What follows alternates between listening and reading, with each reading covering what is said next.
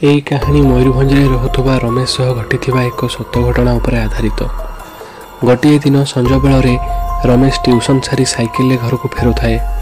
से देखिला bus stop रे एक स्त्री लोक बसी कांदुची।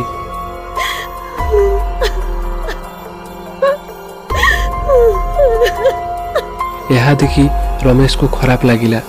से साइकेल ओह्लाई मानविकता दृष्टि से स्त्री लोकटी को पानी जाचिला। स्त्री लोकटी हठात तार कांद बंद करी रमेश आड़ को भयानक चाहाणी देखा लगिला। आउ पचारिला, तुम्हें जानिछ मो पुओ केउठारे अछि? जदि जानिछ तेबे मते एबे ही कहि दियो, नहेले तुम सह ठीक हो नाही। रमेश तार एक कथा सुनी दुई पाद पछकु घुंची गला। से भाविला ए स्त्री लोकटी बोध हुए पागलीटे।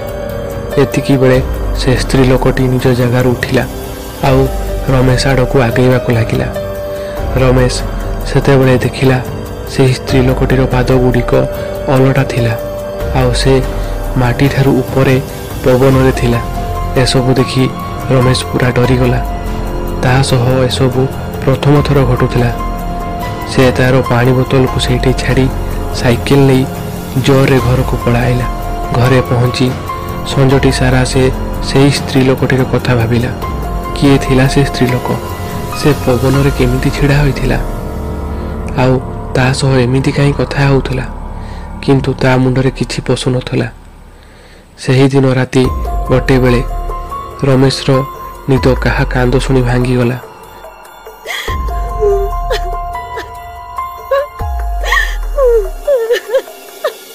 से उठी देखिला से बस स्टॉप रो स्त्री लोक ता बिछणारे बसी कांदुछि।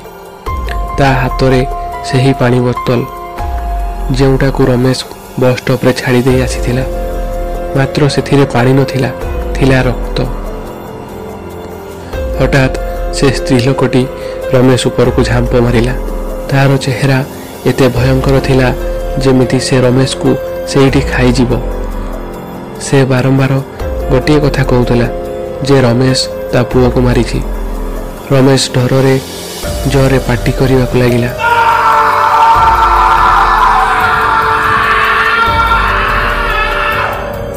तार पार्टी शुणी तार बापा माँ तार रूम को आसीगले। जेमिति से माने लाइट ऑन कले से स्त्री लोकटी सेठारु अदृश्य हो गला।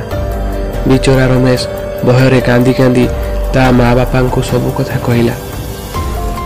किंतु ता माँ बापा को लगिला जे रमेश बोध हुए खराब स्वप्नटीए देखिला। आज जाए रमेश बुझीपारे नहीं जे ता सह से दिन कौन होइथिला आउ से स्त्री लोकटी किए थिला। रमेश से ही दिन ठारू चुपचाप रहिला।